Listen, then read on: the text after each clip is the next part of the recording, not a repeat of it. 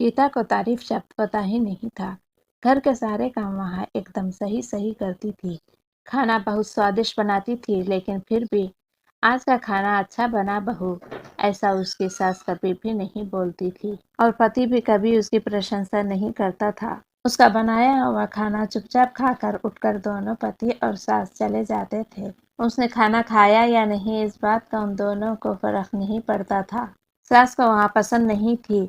उसके हाथों से जरा भी भूल हो जाती तो सास तुरंत गुस्सा करती थी। उससे भी बुरी बात यह थी कि उसके पति और उसके बीच बातचीत भी ज्यादा नहीं होती थी और उन्होंने ये चुप्पी बनाए रखी थी। वह उस पर ध्यान नहीं देता था। परदेश में पढ़ाई करने गया हुआ छोटा देवर मात्र समय समय पर गीता को फोन करता था, पूछता था भाभी कैसी हो।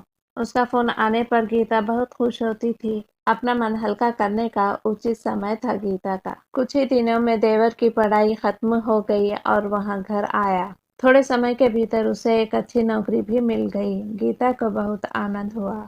नौकरी लग जाने के बाद उसकी सास अपने छोटे बेटे की शादी के लिए बातचीत करने लगी। पर देवर को एक भी लड़की पसंद नहीं आती थी। इसने ही बोला होगा उसे मना करने को, सोचकर सास गीता को ही दोष दे रही थी। गीता को चिंतित देखकर देवर ने अपनी माँ से कहा, मैं एक लड़की से बहुत प्यार करता हूँ, मैं उसी से शादी करूंगा। उसने जिद की। देवर जी, यह बात पहले बतानी चाहिए थी ना। गीता ने ये बात अपने पति के कान पर डाली। इस बात पर उसने थोड़ी किटपिट की, लेकिन लड़की देखकर वहां फिर तैयार हो गया। सवाल बचा सास का, अपने छोटे बेटे का मन कैसे दुखाएगी वह। बाद में उनकी भी हाँ हो गई। गीता को बहुत खुशी हुई।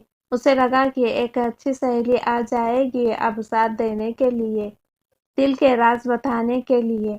पर कैसे होगी छोटी देवरानी, रस बस जाएगी हमारे साथ और इस घर में, या वहाँ एक अलग दुनिया बसाने पर जोर देगी देवर जी को। इस विचार से थोड़ा टेंशन में आ गई गीता।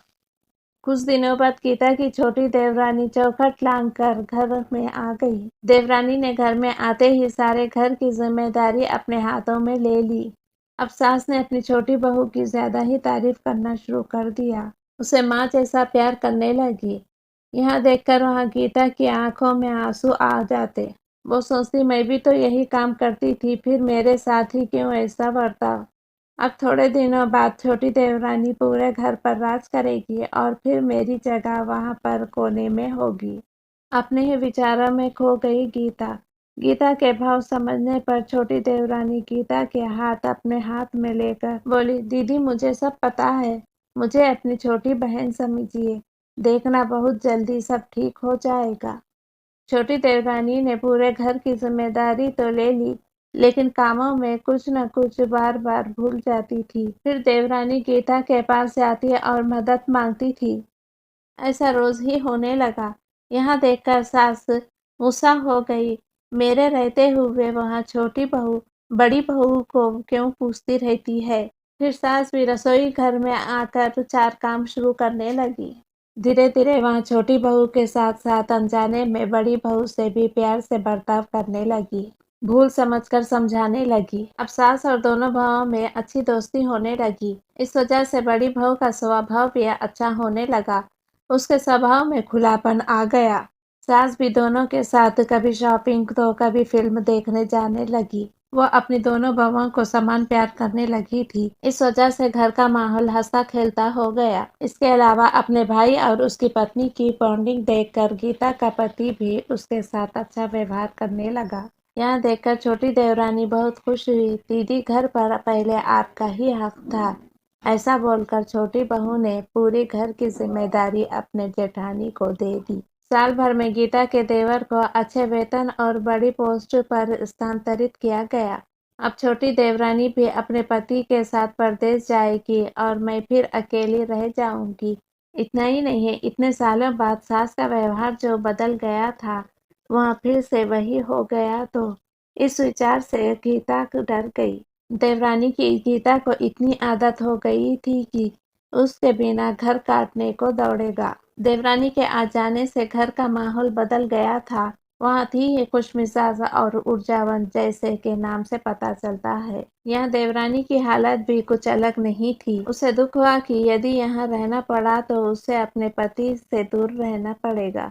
गीता के देवर के जाने की गड़बड़ और देवरानी मात्र टेंस होने के कारण गीता सोच में पड़ गई। अंत में उसने देवरानी को पूछा तो देवरानी ने जवाब दिया कि दीदी, मैं सारा दिन नए स्थान पर अकेली रहूंगी, उससे अच्छा है मैं यहीं रहूं। आपके देवर को बोला है मैंने शनिवार और रविवार की छुट्टियों में आप ही यहाँ आ जाया करे। मैं भी उनके साथ जाया करूंगी बीच बीच में, थोड़ा बदलाव के लिए। उस पर वहाँ बोलते हैं कि 6 महीने में वापस यहीं बदली कर लूंगा मैं। अपने पति की नकल करके देवरानी बोली और हंसने लगी। अपनी आंखों से आंसू पोंछते हुए गीता बोली, छोटी, यह दिन वापस नहीं आने वाले। जाओ तुम अपने पति के साथ, उनके साथ भी तो कोई होना चाहिए ना। दीदी, आपने मुझे बड़ी बहन का प्यार दिया, वैसे ही भैया के रूप में एक बड़ा भाई मिला। यह भरा हुआ संसार छोड़कर मैं कैसे जाऊं? वहाँ अकेले का मन नहीं लगेगा। 6 महीने का तो सवाल है, वहाँ आते रहेंगे यहाँ पर। यह सुनकर गीता ने अपनी देवरानी को खुश होकर गले लगाया। तभी देवरानी गीता को बोली, अपने पति के साथ एक अलग जीवन बनाने में समय नहीं लगता, अपनों में रहकर पति की प्रतीक्षा में ही आनंद है। दोस्तों, दो अलग अलग घर से ससुराल में आने वाली यह लड़कियां अपने नए घर के लिए सब कुछ करती है। पता नहीं चलता कि कब एक दूसरे की आदत हो जाती है। सच में देवरानी जेठानी का रिश्ता बहनों से कम नहीं होता। दोस्तों, अगर आपको ये कहानी पसंद आए तो वीडियो को लाइक करें। ऐसे ही अच्छे कहानियाँ सुनने के लिए चैनल को सब्सक्राइब कर लें।